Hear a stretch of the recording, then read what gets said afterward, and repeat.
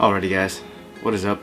Welcome back to the daily series of Nwadei MMA. We haven't done one of these in a while. We've been focusing a lot on the podcast, The Will versus the Way. That's a new podcast on the channel. We post once a week and we talk about the martial arts lifestyle, so if you're interested in that, we give our MMA breakdowns a little bit in there, but it's more of a casual thing. It's not as technical as I used to be. However, if you are wanting more technical analysis and breakdowns like how I used to do, like how I'm doing for you right now, or in the studio how I have been doing in the past, let me know and I'll go ahead and make more of these videos gladly for you guys while still trying to pump out that podcast content as well. But with that being said, how are you guys doing today? I hope you're doing well. I really do hope that, because everyone deserves to be doing well, and you know, it's life. We should be enjoying life, right? Now the reason I stepped in the studio today to talk to you guys is because there's a floating topic around the MMA community. If you guys are interested in following an MMA insider or following MMA content or staying up to date with the MMA community, and not only can you follow me in my channel and my journey as an upcoming MMA fighter and martial artist, but you can also follow MMA Breeze on Instagram, because that's who I had this conversation with. So thank you guys for tuning in, and with that being said, let's go ahead and get into the video. Alright guys, so the reason you guys stopped by the video today is because is wrestling the best base for mixed martial arts? Some of you guys are wondering this as upcoming martial artists, maybe trying to get into mixed martial arts, or you're just wondering this as a fan because some of you have your own opinions, right? We've heard this argument with Sambo versus Jiu Jitsu, or boxing, or karate, or Muay Thai, and all these different arts, but we're trying to stick to arts that are more single-handed. You know, Sambo is like a mix of judo, Japanese jiu-jitsu, wrestling, and boxing, so it's like it's almost a given. Like, it's almost mixed martial arts in and of itself. You're not going to say MMA is the best base for MMA, right? So with Sambo aside, because that's obviously a great martial art to start out with, we're going to talk about a few of the more basic martial arts. Something like karate is a really good martial art, I feel like, as a base. We discussed this on The Will versus the Way just a little bit. Me and Terrence did. Muay Thai is obviously a great striking base, but then you get into the grappling arts like jiu-jitsu, wrestling, judo, and things like that, and the argument becomes, what would the striker do against them? Or as a striking base, what would they do against them? And generally the answer is they'd be rendered pretty helpless, right? So without going too much more into detail, we're going to exclude some of the striking martial arts, and I'm going to answer a more specific question: if wrestling is the best base for mixed martial arts, or if jiu-jitsu is. Not just Brazilian Jiu-Jitsu, just Jiu-Jitsu in general, which includes Japanese Jiu-Jitsu, which is the top game, and Brazilian Jiu-Jitsu, which is the development of the guard in the bottom game, right? Which one is the better base for mixed martial arts? And so when starting this argument, first I should bring up the conversation that your boy had with MMA Breeze and a couple of his partners. So this whole conversation started off with a video that MMA Breeze posted. That was Michael Chandler submitting a bunch of people. I guess he has one of the most submissions in Bellator history, and he started off with a wrestling base. So the idea is that wrestling, you don't need to have a base of jiu-jitsu to be, you know, dominant in MMA, but wrestling, you know, you could dominate both on the ground and I guess in stand-up, or where the fight takes place, right? That's the whole general concept of this whole idea, right? So how this whole thing started is that he asked the question, is wrestling best base for mixed martial arts? And Hector Lombard commented and said that yes, you're right, all these guys learn BJJ, including him. Not saying that wrestling isn't great. Wrestling is great, but all wrestlers learn BJJ, #facts, right? And this is Hector Lombard talking about this, right? Experienced vet, legend in the sport, talking about Brazilian Jiu-Jitsu is. Now, we're not arguing people's opinions here. We're trying to argue concepts, right? We're trying to argue ideas, and that's really what I want to do starting off this video. So then Mr. Breeze himself goes out to say that yes, Jiu-Jitsu is necessary, you're right about that, but speaking strictly on what base allows you to excel the most in MMA, is BJJ a better base than wrestling? I go to say, yeah, I believe so. Wrestling is amazing, especially as a transitional art, but it isn't an art that typically finishes fights. BJJ could both be a transitional art and a finishing art. Styles of each art play a big factor in both. Talking about kind of like archetypes in each style, right? Is it a Damian Maia water version of Jiu-Jitsu, or is it a Gilbert Burns more like fire and earth form of Jiu-Jitsu, right? Or is it a Ben Askren funky style of wrestling, or Jordan Burroughs, I'm gonna double leg you, or Bo Nickel, I'm gonna counter wrestle you style of wrestling, right? I get a reply from MMA Breeze, one of his followers. He names a whole bunch of greats like John Jones, DC Stipe, Aljo Henry, all these people who were wrestlers, and goes to say that because wrestling is more institutionalized, right? This is just the basis of what he was saying.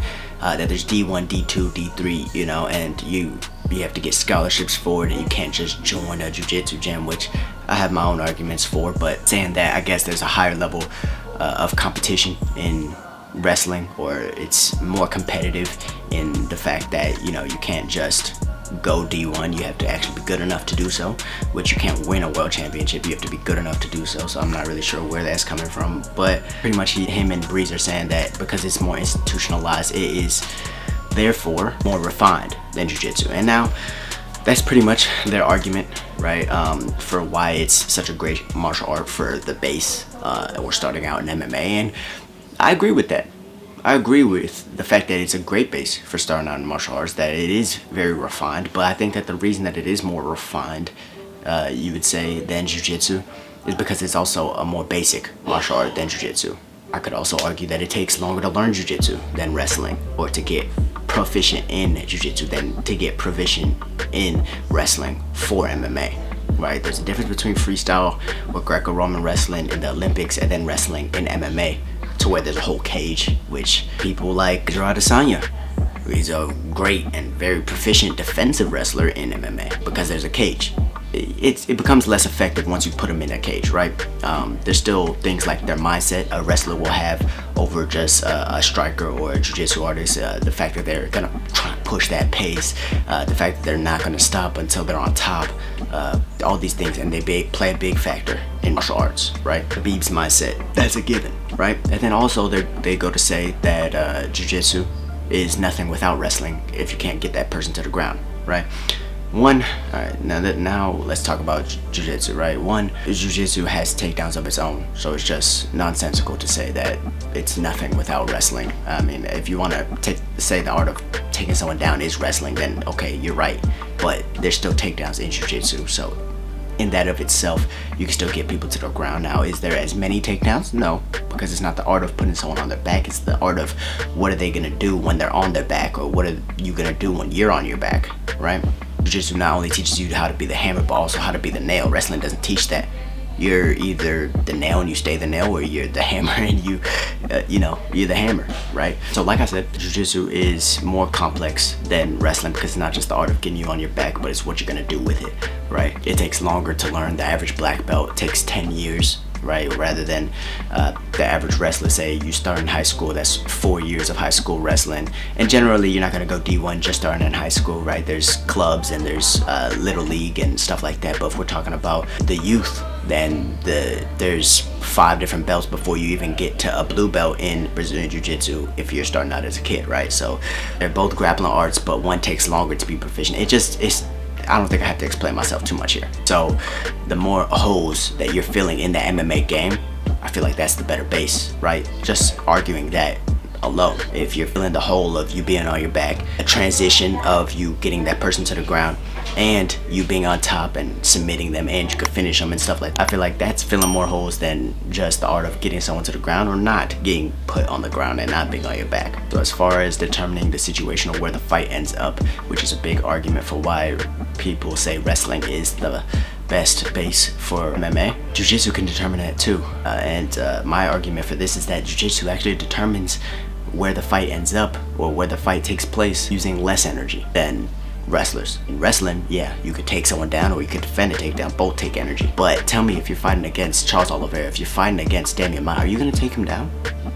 Is that what you're going to do, or are you going to keep it on the feet? That alone makes the fight a stand-up fight. Or on your side, they can still try and take you down, but on your side, it's a stand-up fight, and that's zero energy expended. It's just you stepping into the octagon, you stepping into that ring, to where it's like, okay, maybe I don't want to take this person down. Now your striking game opens up. Now you could throw a lot more kicks, and if they take you down, all right, they're in your world anyways, right? So as far as where the fight is determined or where it takes place, Jiu-Jitsu also determines that as well. not just wrestling. Wrestling does it, but jiu-jitsu might do it more efficiently. What do you think about that? What are your thoughts on that? Please let me know in the comments down below as I continue this monologue in a way. And so I'm gonna finish it off with this because I've already gone on longer than I've intended to. And MMA Breeze, if you're seeing this, please, I want to hear your thoughts. I want to hear you, not through a text, not through messages on Instagram, but I want to hear your complete opinion without any interruptions, right? Or your response without any interruptions.